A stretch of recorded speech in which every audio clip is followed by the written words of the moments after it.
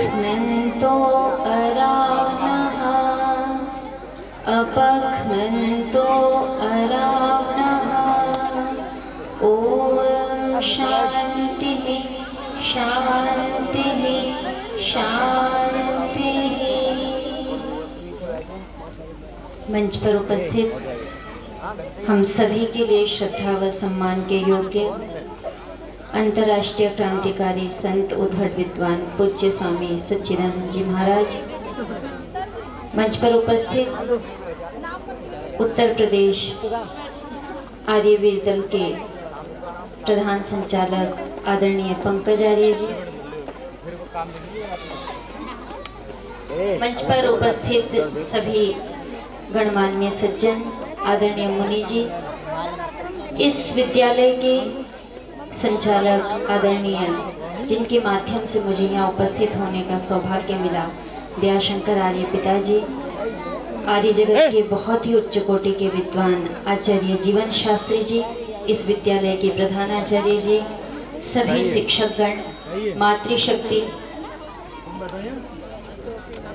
इस टीकम आर्य आदर्श विद्यालय के नन्हे मुन्ने प्यारे बच्चों, अभी आप सभी के द्वारा बहुत ही सुंदर प्रस्तुति दी गई और मैं देख रही हूँ आपके जितने भी कार्यक्रमों को मैंने देखा है, जिनको नहीं देखा उनके बारे में तो नहीं जानती, पर आपके जितने भी कार्यक्रमों को मैंने देखा है तो मुझे ऐसा अनुभूति हुई है, ऐसा लगा है कि सभी कार्यक्रम बहुत ही मर्यादित और कहीं ना कहीं समाज के हर किसी वर्ग को शिक्षा देने के लिए रखे गए हैं। कोई भी कार्यक्रम ऐसा नहीं है कि जिसमें नाच गाना हो, या नहीं तो मैंने अन्य विद्यालयों में भी मैं जाती रहती और मैंने वहाँ के कार्यक्रमों को देखा। इसके लिए मैं विद्यालय प्रबंधक समिति और इन नन्हे प्यारे जो बच्चे मेरे सामने बैठे हैं जिन्होंने बहुत ही मेहनत की, आप सबको शुभकामनाएं प्रदान करती हूँ। आइए थोड़ी सी चर्चा मैं आपके समक्ष करूँगी। आज सुबह प्रातःकाल हम बहुत ही सुंदर चर्चा सुन रहे थे पूज्य स्वामी जी से और आदरणीय नरदेव भ्राता जी से, और चर्चाओं में कहीं ना कहीं आपने ये भी सुना कि हम सब अगर यहाँ पर बैठे हैं और इस स्वतंत्रता के आंगन में श्वास ले रहे हैं, अपने दैनिक कार्यों को, अपनी गतिविधियों को धर्मानुसार स्वतंत्र पूर्वक कर रहे हैं, तो इसमें कहीं ना कहीं हमारे गुरु महर्षि देव दयानंद का योगदान है कि देश के इतिहास में जितने भी लोग बलिदान हुए उसमें 85% लोग जो थे वो आर्य समाज थे। और स्वामी जी ने ऐसे कई लोगों का नाम बताया जिनका नाम हम लोग नहीं जानते हैं, उसमें मदन लाल ढींगरा और अनेक ऐसे लोग हैं, चापेकर बंधु। जब आप इतिहास को उठा के पढ़ेंगे तो आपको समझ में आएगा कि ऋषिदेव दयानंद ने जो कार्य किया, ऋषिदेव दयानंद ने जो चिंतन दिया, वो चिंतन ऐसा था कि आपने एक वाक्य सुना होगा, ये जो बच्चे बैठे हैं, बेटा बिल्कुल शांत रहना। आप इसको मेरी कमी कहें या कुछ भी कह सकते हैं, मुझे ऐसे बातचीत में बोलने की बिल्कुल आदत नहीं है कि मैं बोल करके चली जाऊं। आप बिल्कुल शांत रहेंगे मैं तभी बोल पाऊंगी। आप सबने कहीं ना कहीं सुना होगा कि एक व्यक्ति कुएं पर बैठता था और स्वतंत्रता के जो सेनानी थे उनको, जो हमारे सिपाही थे उनको पानी पिलाता था और कान में एक मंत्र फूंक देता था। वो व्यक्ति कोई और नहीं थे अपितु महर्षि देव दयानंद सरस्वती जी थे, जिन्होंने उस समय गुलाम भारत में रह रहे नौजवानों के अंदर आज़ादी की क्रांति का मंत्र फूंका और वो क्या है, देश के लिए बलिदान हो गए। जब हम महर्षि देव दयानंद के जीवन चरित्र को देखते हैं और पढ़ते हैं तो हमें एक बात समझ में आती है कि ऋषिदेव दयानंद ऐसे ही ऋषिदेव दयानंद नहीं बने। उनके जीवन के पीछे भी अनेक घटनाएं ऐसी हैं, अनेक ऐसे लोग हैं जिन्होंने उनको प्रेरणा दी। और आपको पता होना चाहिए कि किसी भी व्यक्ति के जीवन में, उसकी सफलता में या उसके जीवन के आदर्श बनने में एक व्यक्ति की महत्वपूर्ण भूमिका होती है, जिसको हम क्या बोलते हैं, गुरु बोलते हैं। और हमारे शास्त्रों में भी कहा गया कि मातृवान पितृवान आचार्यवान पुरुषो वेदः, कि जिस व्यक्ति के माता पिता उत्तम होते हैं वही व्यक्ति उत्तम बनता है। अगर हम महर्षि दयानंद सरस्वती जी के जीवन की उस घटना को देखें और आप मेरी दृष्टि से और विद्वानों की दृष्टि से देखें तो घटना बहुत साधारण है, लेकिन घटना में बहुत कुछ छुपा हुआ है। जब ऋषिदेव दयानंद सरस्वती जी अपने घर से निकले, उन्होंने अपने घर को देखा कि उनकी बहन की मृत्यु हुई, उनके चाचा की मृत्यु हुई। उन्होंने कहा कि क्या हो गया मेरी बहन को, ये बात नहीं कर रही है, भोजन नहीं कर रही है, ये पहले की तरह किसी भी प्रकार की चेष्टा नहीं कर रही है। उन्होंने अपनी चाचा की मृत्यु को देखा और जब उस घटना को उनके जीवन में जब वो घटना घटी कि शिवजी जो है स्वयं अपनी रक्षा नहीं कर पा रहे, ये मेरी क्या रक्षा करेंगे, इन घटनाओं के बाद जब वो घर को त्याग देते हैं, घर से निकल जाते हैं और भटकते हैं। आपने उनके इतिहास को पढ़ा होगा, कभी अलकनंदा, उनके पैरों में इतने कांटे चुभे। अगर उस घटनाओं को आपने पढ़ा होगा तो कितनी त्याग और तपस्या के साथ एक सच्चे गुरु की खोज करने के लिए जब ऋषिदेव दयानंद सरस्वती जी निकलते हैं तो जब वहाँ से निकलने के बाद अनेक लोगों से मिलते हैं और उसके बाद पता ढूंढते ढूंढते एक दिन मथुरा में दंडी विरजानंद गुरु की कुटिया में पहुंच जाते हैं। विरजानंद सरस्वती जी जो थे उस समय के व्याकरण के सूर्य थे, उनको उस समय के संस्कृत व्याकरण का सन कहा जाता था, अर्थात सूर्य मतलब जिसके सामने कोई टिक नहीं सकता। उनका ज्ञान इतना प्रबल था कि उनके सामने, उनके जो संस्कृत व्याकरण का ज्ञान था उसके सामने अच्छे अच्छे विद्वान और अच्छे अच्छे लोग नहीं टिक पाते थे। ऐसे गुरु विरजानंद सरस्वती जी थे, वो मथुरा में रह करके तपस्या कर रहे थे और उनके पास अनेक शिष्य आते थे, पढ़ते थे, चले जाते थे, लेकिन हर गुरु के मन में एक बात होती है कि कोई ना कोई ऐसा शिष्य अवश्य होगा जो क्या है मेरी इस विद्या को संपूर्ण संसार में प्रकाशित करेगा, या मेरी विद्या का उत्तराधिकारी बनेगा, या मेरी विद्या को क्या है फलीभूत करेगा। और गुरु विरजानंद जी के मन में भी ऐसी ही आशा थी कि मेरे द्वार पर भी कोई ऐसा शिष्य आए, मेरी कुटिया में भी कोई ऐसा शिष्य आए जो मेरी विद्या का उत्तराधिकारी बनके इसको संपूर्ण संसार में फैलाए। एक दिन गुरु विरजानंद जी के पास एक व्यक्ति आता है, अगर जिन्होंने इतिहास को पढ़ा होगा उनको पता होगा, उस व्यक्ति का नाम था नयन सुख। और जब वो नयन सुख उनके पास आता है तो वो गुरुजी से बातचीत के दौरान एक वाक्य कहता है कि गुरुदेव, मुझे ऐसा प्रतीत होता है कि इस मथुरा में आने से, इस मथुरा में रहने से आप मेरी नगरी के क्या है भाग्य खुल जाएंगे। जब वो इन बातों को कहता है तो गुरु विरजानंद सरस्वती जी उत्तर में कहते हैं कि तेरा और मेरा क्या योग है, तेरा नाम नयन सुख है और मेरा नाम, मेरे पास तो दोनों आंखें ही नहीं हैं। जब तेरे रहने से इस नगर के भाग्य नहीं खुले तो मेरे रहने से इस नगर के क्या भाग्य खुल जाएंगे। आप इस बात को पकड़ के रखना। वो वहाँ पर एक बहुत अच्छे संस्कृत के श्लोक का वाक्य हिंदी में कहता है कि गुरुजी, मैंने सुना है कि गुरु की आंखें वो देख लेती हैं जो संसार के लोगों की आंखें नहीं देख पाती हैं। और एक समय ऐसा आता है कि कोई गुरु विरजानंद जी का द्वार खटखटाता है। गुरु विरजानंद जी जब पूछते हैं कि कौन है, तो बाहर से आवाज आती है कि यही तो जानने आया हूँ मैं कौन हूँ। गुरु को भी मन में लगता है कोई विशेष व्यक्ति क्या है द्वार पर खड़ा है। और महानुभावों और यहाँ उपस्थित मातृशक्ति, क्योंकि ऋषिदेव दयानंद से आपका क्या लेना देना है और ऋषि दयानंद जी ने आपके लिए क्या किया, इसकी भी मैं थोड़ी सी सायंकाल में या भी चर्चा करूँगी। किंतु जब वो पूछते हैं कि कौन है, यही तो जानने आया हूँ मैं कौन हूँ, और जब खड़े होते हैं और दोनों जब द्वारों को खोलते हैं तो आप याद रखिए कि उस दिन गुरुदेव विरजानंद सरस्वती जी ने जो अपने कुटिया के द्वार खोले थे, वो द्वार सिर्फ दयानंद के लिए नहीं खोले थे, अपितु भारत के भाग्य के द्वार खुले थे कि अगर उस दिन वो द्वार नहीं खुलते तो आपकी और हमारी स्थिति क्या होती। ऋषिदेव दयानंद सरस्वती जी ने वहां पर रह करके अध्ययन किया, गुरुवर की सेवा की, और छात्र जो यहाँ बैठे हैं, आपके लिए सीखने लायक है कि अगर हमें कोई थोड़ा सा टोक देता है, अगर गुरु कुछ कह देता है तो हम बुरा मान जाते हैं। एक समय ऐसा हुआ कि गुरु बिरजानंद जी ने दयानंद जी की पिटाई करी, उनको दंड दिया। तो क्या है, पश्चाताप के बाद वो आते हैं और आकर के गुरु के हाथ पैरों को दबाते हैं, कहते हैं मेरा शरीर तो इतना हृष्ट पुष्ट है, मुझे मारते समय कहीं आपके कोमल हाथों को चोट न लग गई हो। इतनी विनम्रता उनके जीवन में थी।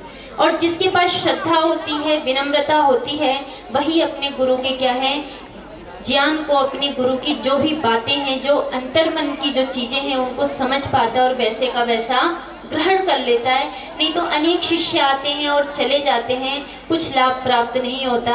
और ऋषिवर देव दयानंद ने सेवा करके क्या है, जीवन में गुरु बिरजानंद जी की विद्या को प्राप्त किया। अंतिम समय जब विदाई का आने लगा और जब जाने के लिए तैयार हुए, किसी सेठ से पूछा तो उन्होंने कहा गुरु दक्षिणा में गुरु को वो चीज़ दी जाती है जो गुरु को बहुत प्रिय होती है। और उनको पता था गुरुजी कभी कभी लौंग चबाते थे, तो उन्होंने कहा मेरे पास इतने भी पैसे नहीं है कि मैं तो लौंग की व्यवस्था कर लूँ। लेकिन उस सेठ ने कहा कोई बात नहीं, मैं व्यवस्था कर देता हूँ। ऋषिदेव दयानंद सरस्वती जी को भी लगा कि चलो विदाई के समय जाने की भी व्यवस्था हो गई, और लौंग लेकर के गुरुजी के समक्ष पहुँचे। और जब वहाँ पर पहुँचे तो गुरुजी ने कहा दयानंद क्या लेकर के आए हो? कि लौंग लेकर के आया हूँ। जब उन्होंने पूछा कि अच्छा बताओ, गुरु को तो वो चीज़ दी जाती है जो गुरु को बहुत ज़्यादा प्रिय होती है, और तुम ये लौंग लेकर के आए हो। तो ऋषिदेव दयानंद सरस्वती जी ने वहाँ एक बात कही कि गुरुजी मेरे पास अगर कोई ऐसी वस्तु हो जो आपको प्रिय हो और मैं दे सकता हूँ, तो मैं तो प्राण देकर भी क्या है आपको वो चीज़ दे दूँगा। अब बात थी, देखिए कहाँ तो वो लौंग लेकर के आए थे और सोच रहे थे कि लौंग देने से ही क्या है जीवन, ये जो विदाई का क्षण है ये समाप्त हो जाएगा और मैं चला जाऊंगा। लेकिन गुरुजी प्रज्ञा चक्षु अवश्य थे, देख नहीं पाते थे, लेकिन नयन सुख की उस बात को याद करिए जब उसने कहा था कि गुरु की आंखें वो देख लेती हैं जो संसार के लोगों की आंखें नहीं देख पाती हैं। बिरजानंद जी प्रज्ञा चक्षु होते हुए भी उन्होंने सिर्फ संसार की समस्याओं को नहीं देखा था, अपितु समाधान के रूप में ऋषिदेव दयानंद को भी देख लिया था। गुरु दक्षिणा में उनसे उनका पूरा जीवन मांग लिया। और जब ऋषिदेव दयानंद जी गुरु की कुटिया से बाहर निकले तो उन्होंने बहुत सारे कार्य किए, लेकिन अगर उनके किसी मुख्य कार्य को देखा जाए जीवन में, अगर उनके जीवन वृत्त को पढ़ा जाए, तो ऋषिदेव दयानंद जी के दो मुख्य कार्य हैं जो मेरी दृष्टि से मुझे समझ में आते हैं। एक तो उनका संपूर्ण जीवन और उनका सारा तप त्याग इस बात का प्रमाण है, और इस बात में चला गया, वो संसार को यही समझाने आए थे। और उनको लगता था कि अगर एक इस चीज़ को संसार ने समझ लिया तो संसार से सारी लड़ाई झगड़ा, ये ऊंच नीच मतभेद जाति, ये सब समाप्त हो जाएगा। और वो बात क्या थी कि ईश्वर के सच्चे स्वरूप को जानना, कि ईश्वर का सच्चा स्वरूप क्या है। और दूसरा कार्य जो महर्षि देव दयानंद सरस्वती जी ने किया वो विशेष ये था कि जब वो गुरु की कुटिया से बाहर आए और उन्होंने संसार में चारों तरफ देखा कि इतना अंधकार है, हर किसी की अपनी एक पुस्तक है, हर कोई इसको ईश्वरीय पुस्तक कहता है। कुरान वाले कहते हैं कि ईश्वरीय, हमारी जो पुस्तक है ये भी ईश्वर की है। बाइबल वाले अपनी पुस्तक को मानते हैं, कुछ लोग रामचरितमानस को मानते हैं। उन्होंने देखा सबके अपने अपने धर्म ग्रंथ हैं, सब अपने अपने धर्म ग्रंथों को लेके बैठे हुए हैं। और स्थिति क्या थी, क्योंकि लोगों ने यहाँ ऐसा प्रचार कर रखा था कि वेदों में बलि प्रथा है, वेदों में अश्वमेध, नरमेध, और ऋषिदेव दयानंद सरस्वती जिसको सत्यार्थ प्रकाश में स्पष्ट कहते हैं कि राष्ट्रम वही अश्वः, कि राष्ट्र जो है वो अश्व है और राष्ट्र के विस्तार के लिए अश्वमेध यज्ञ किया जाता था। तो लोगों ने ऐसा प्रचार कर रखा था, जो यहाँ पर उनके समय पे जो लोग थे, जो पंडित लोग थे, तब ऋषिदेव दयानंद सरस्वती जी ने, लोग यहाँ तक कहते थे कि वेद के तो गडरियों के गीत हैं, वेदों को शंखासुर लेकर के चला गया।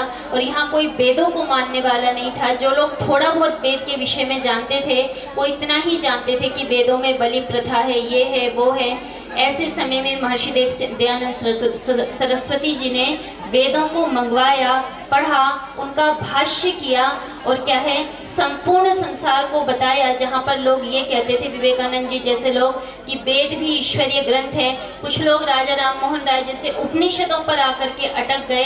ऐसे समय में ऋषिदेव दयानंद सरस्वती जी ने कहा वेद ही ईश्वरीय ग्रंथ है, और वेद को पढ़ने के लिए, और कहा नहीं, लिखा भी कि वेद सब सत्य विद्याओं का पुस्तक है, वेद का पढ़ना पढ़ाना हम सबका परम धर्म है।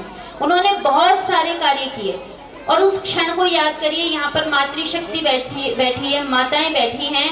आप इस बात को बहुत ध्यान से सुनिए, अपनी बातों को छोड़ करके, कि यहाँ जितने भी कवि आए, कोई कहता था ढोल गवार शूद्र पशु नारी, ये सब ताड़न के अधिकारी, अबला जीवन हाय तुम्हारी यही कहानी, आंचल में है दूध आंखों में है पानी। ऐसी ऐसी बातें लोग कहते थे।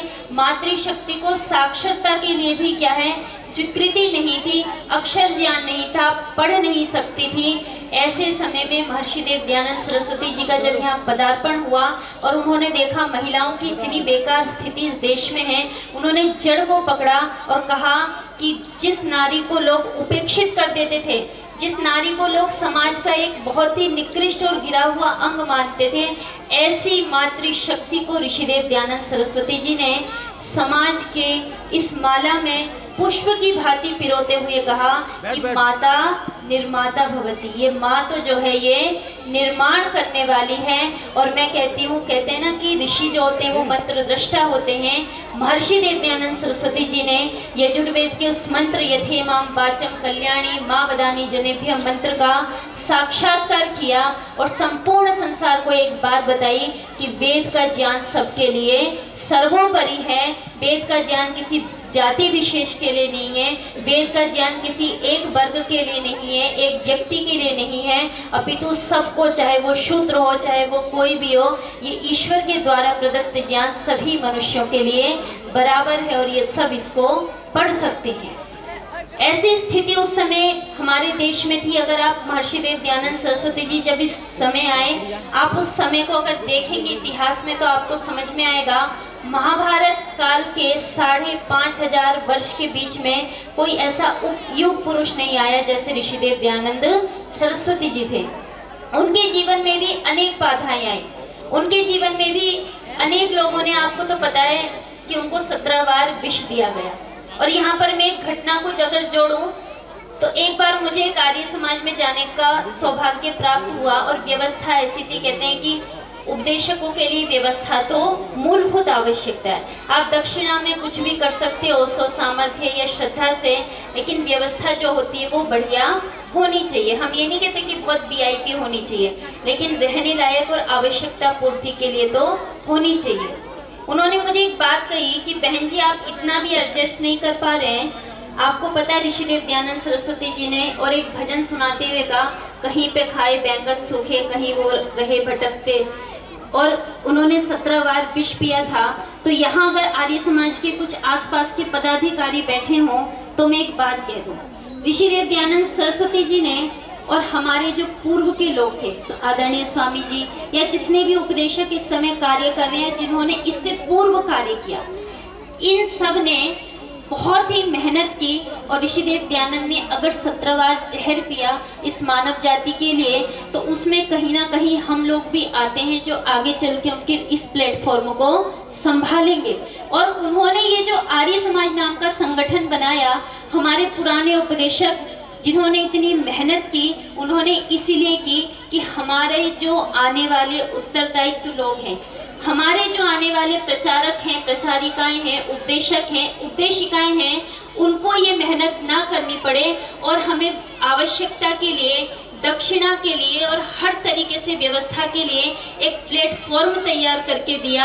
और अगर लोग कहते हैं कि उन्होंने 17 बार जहर पिया था, तो हमारे लिए ही तो पिया था। ये आर्य समाज नाम का संगठन वो हमारे लिए ही तो बना करके गए कि मेरे शिष्य जब प्रचार के लिए निकले तो उनको किसी के यहाँ हाथ ना फैलाना पड़े, अभी तो आर्य समाज में उनकी उत्तम व्यवस्था हो और वहाँ पर रह करके वो प्रचार प्रसार के कार्य करें। इसलिए जब कभी कोई इस प्रकार की बात कहता है तो मेरे मन में तो आग लग जाती है कि इतनी मेहनत के बाद भी मैं देखती हूँ कितनी आर्य समाजी विवादास्पद है, कितनी आर्य समाजों में अभी भी केस चल रहा है।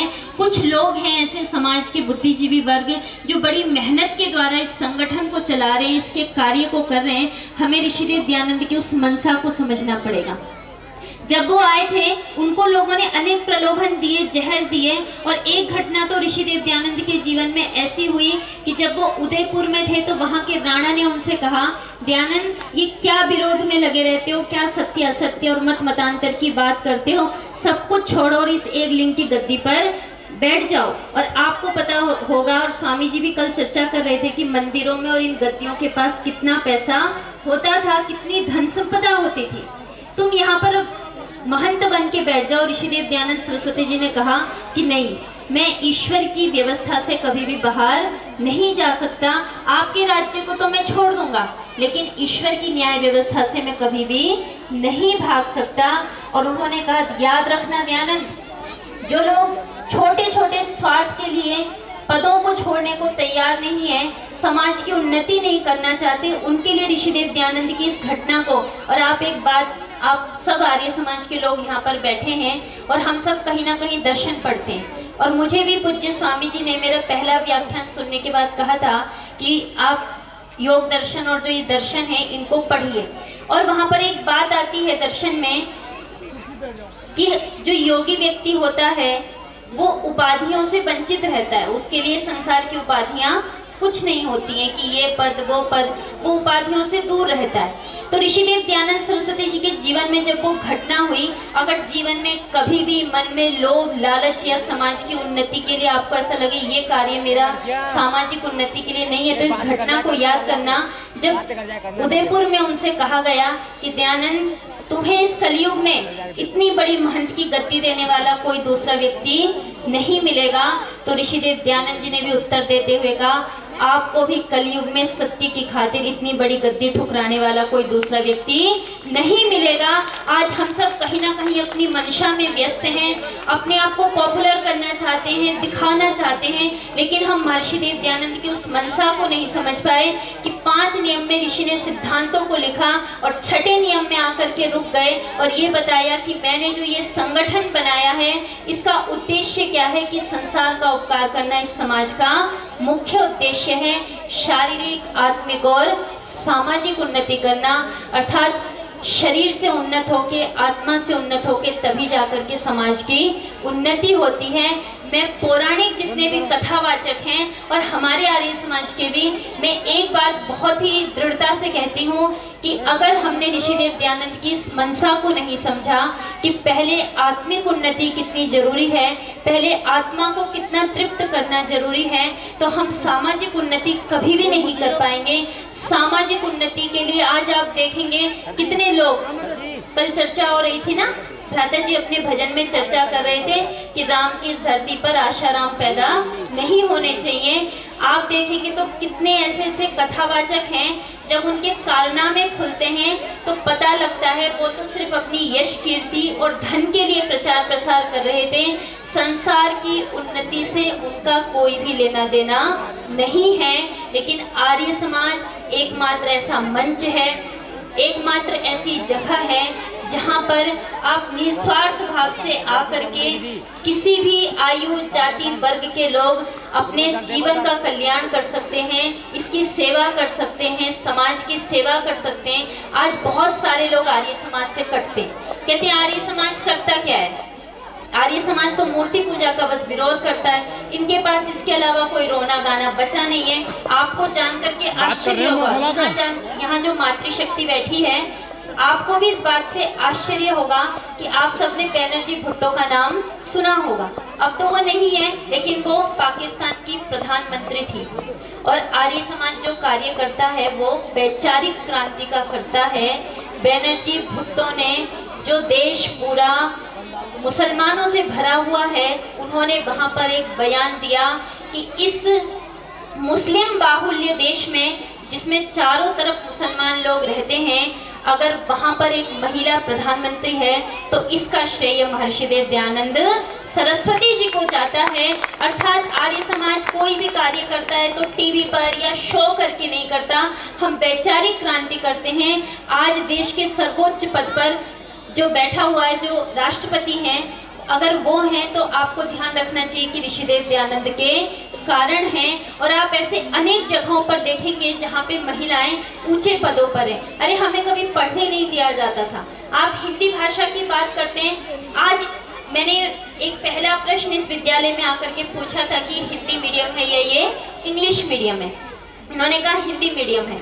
आज इतने इंग्लिश मीडियम स्कूल खुले हुए हैं, लेकिन हमारे जहाँ से धर्म प्रचारक तैयार होंगे कि जब जब हमारी सभ्यता और संस्कृति पर वार होगा वो उसको बचाएंगे। जो हमारे संस्थान हैं गुरुकुल, या तो वो किसी ऐसी दशा दिशा में है या वो बंद होने को तैयार है। इसका मैं आपको कारण बताती हूँ। हम लोग कहते हैं सरकारी स्कूल